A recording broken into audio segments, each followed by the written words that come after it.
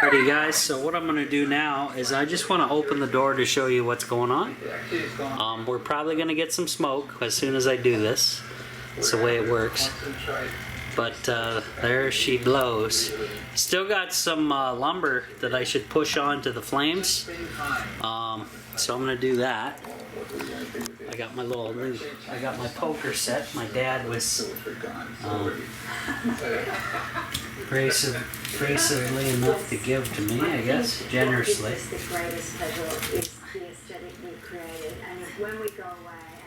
Comes in handy for sure. With the long distance of this stove, it's a massive stove.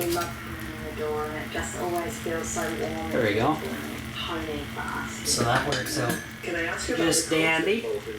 And with the fan kind of shoots the air in and up and over. And oh man, that's awesome. Awesome stove, guys. So I just closed the door. You can see through the you can see the light coming through the openings there for combustion, and go from there. And we'll check the water. I don't see it steaming or anything, but it's probably. It's good. We got a little moisture on the top, so it'll slowly do its thing. But yeah, I have one more 12-volt fan, and I think I definitely want to put it just above the barrel stove, because that is going to throw heat even faster. Right above here, just let this sucker go, and that'll be sweet. Totally sweet. Check outside.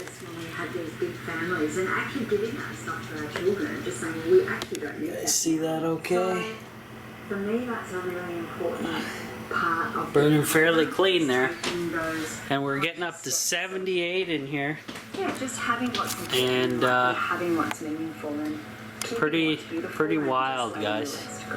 It's gonna take the humidity down in here too, so that's a good thing.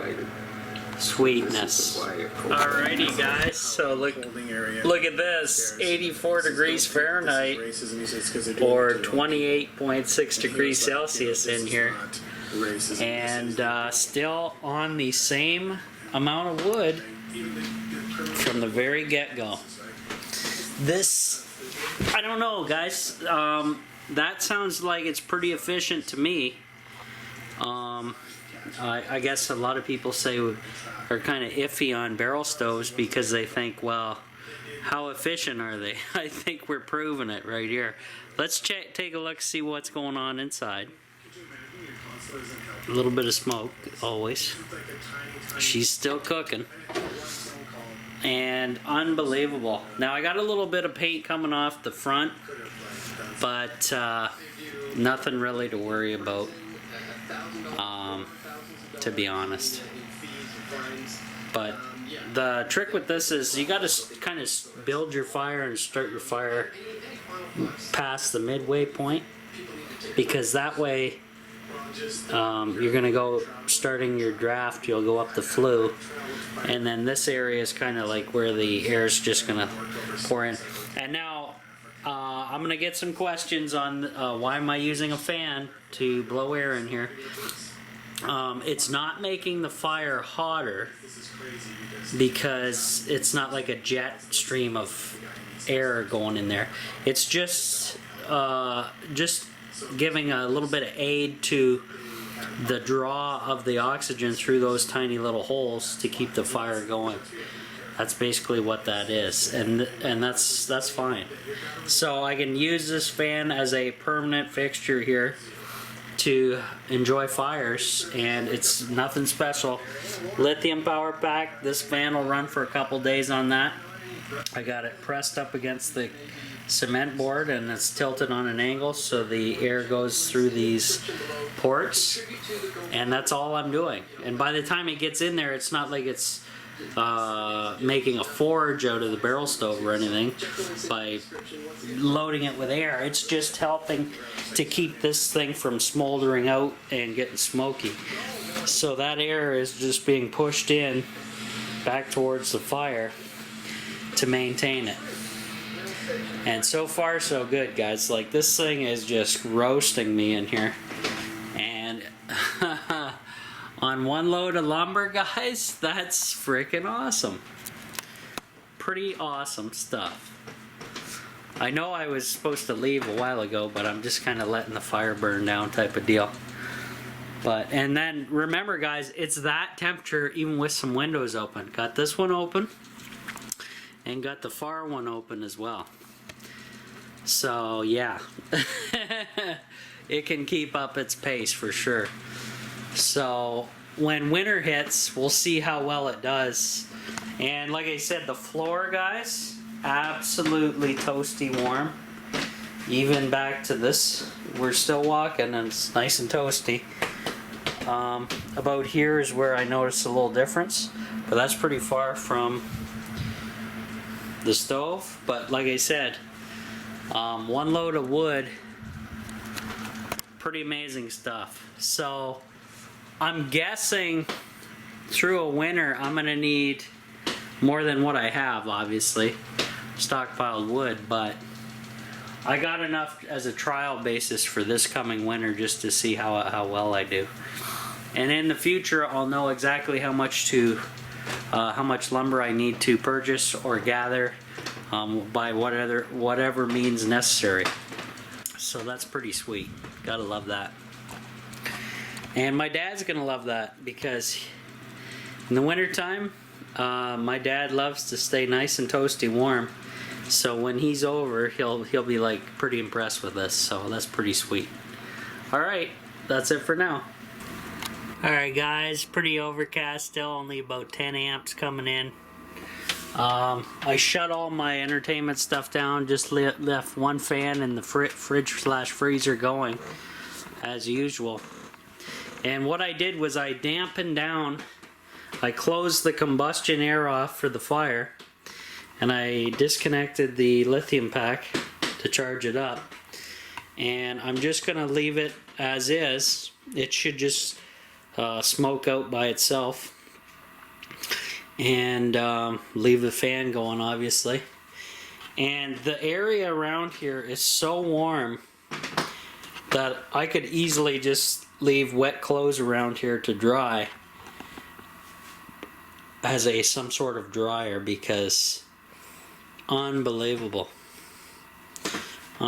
stuff. But I'm pretty sure this is pretty safe to leave it as is, going as is, because I kind of choked everything down for it. So I think everything's going to be hunky-dory for now. I shut all the oxygen off to it, so, and it burned down. It's basically just embers in there now anyway. So I'll just leave it as is. And windows are going to remain open, that one and the one over by the bed there. And that's just the way it is, because we're going to have some cool nights tonight. And the weather looks pretty ominous out there. They're calling for rain, actually, for the rest of the week, which would be a bonus because I need to get some more rainwater for the rain catchment system here, guys. I only got about this much sitting in there, which is like, I can't even read that, probably close to 50 gallons of water, a little more maybe. So we'll just leave the barrel stove as it is going. And the Cubic Mini is basically obsolete now. I may end up selling it with the piping and everything, because this thing is so amazing, it's unreal. So this guy may be up for sale, as well as the propane stove may be going as well, guys. And that would change out the layout of the tiny house again, because I won't need this wall here, other than for bathroom. I'll have to rebuild the bathroom area pretty much, and along with that we'll have to figure out battery storage for the winter, buying, etc, etc. But yeah, pretty amazing. This stove is so awesome. I'm gonna highly recommend this, guys. This was a DIY build. Pick up a 50-gallon barrel drum. Make sure it's in decent condition. Do all your cuts. You can buy the kit for like $50 to $80 online. The most expensive part is the stovepipe, obviously, for any build, which kind of sucks. But the barrel stove, the nice thing about a barrel stove, guys, you can replace it easily. Just find another 55-gallon drum with a lid, of course, and everything. Then you just cut in your stuff again, and then you can use your same flue pipe, no issues. So that's kind of what we're dealing with. And I'm just going to let this passively burn down now that it's completely choked off. And shouldn't have too many issues. Now what I did, I put a piece of ceramic that I had around the tiny house underneath the barrel stove. And I'm going to just check before I go how warm it is. It's not really that warm. But then again, remember guys, underneath here, there's a decent layer of sand built up, and also had those really we got the scrap metal that I put in, those scrap metal burners, cast iron burners that I put in. It has kind of like a base to burn your stuff onto, and that seemed to work out really well. So hey, I'm loving it. So that's the main thing. It is cooking me out of here on a, not even, you don't even need heat today, but just to try it out. 86.5, 73, 2 windows open, and I'm being cooked out. It's removing a lot of moisture inside the tiny house too, which is good. So I'm trying to recoup as much money as I can, guys. Obviously, Aqua Cube's up for sale. Cubic Mini and all the venting is going to go up for sale. And then the propane stove is eventually going to be going up for sale. That was recommended by my buddy Pierre, a Patreon member.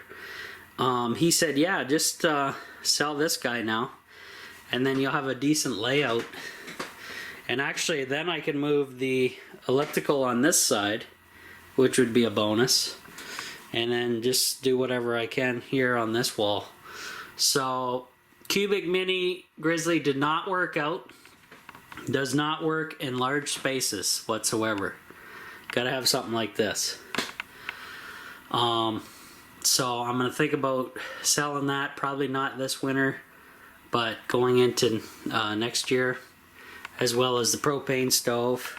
I'm gonna kind of downgrade the tiny, I'm trying to downgrade the tiny house, minimalize it, get some funding at the same time.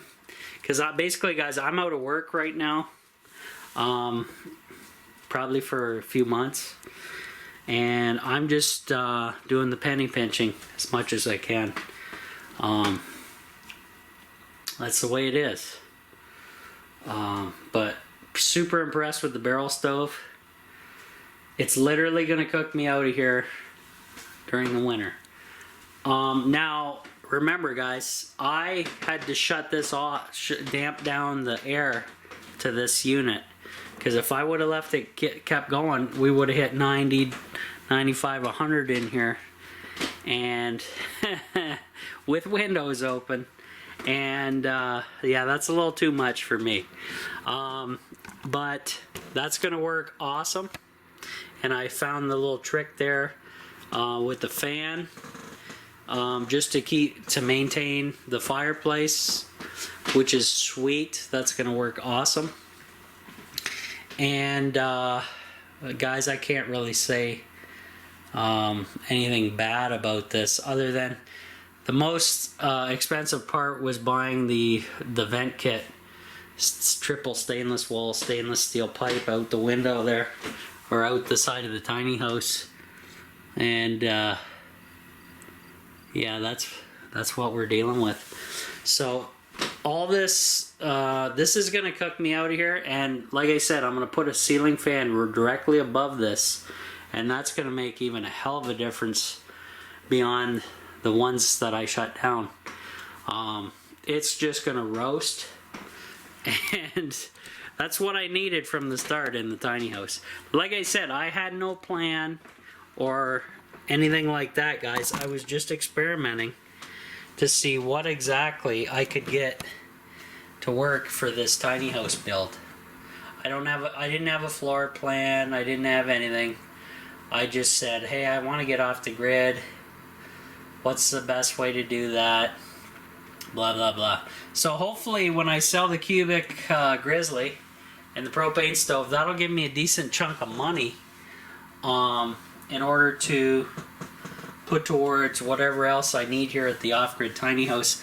I'm thinking about getting 2 more batteries for my setup, and then after that I'm pretty much done for the solar side of it. And then I also need to get a battery just for the wind turbine. Definitely at least 100 amp hour this time for sure. But yeah, that's what we're dealing with. So and look at the stove, guys. Like, this is choked off, dampened down, and this thing is still going. Unbelievable. Unbelievable stuff.